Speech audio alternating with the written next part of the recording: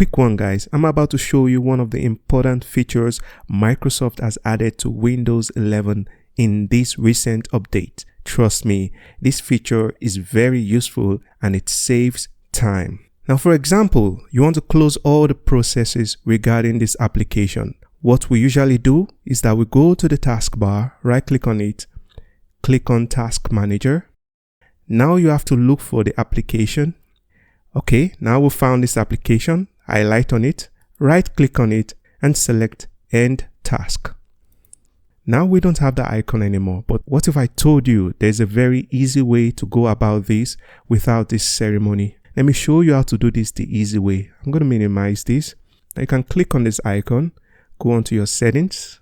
On the top left here, click on System. Scroll down a bit, select for developers. Now we can see various options here. Our main concern is this End Task. Now proceed to the right side here and toggle it. So you're going to ensure this End Task is enabled.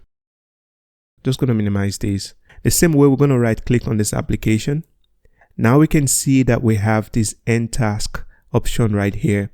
And if you click on this, now we've succeeded to end the process of this application without having to go through all the unnecessary ceremonies.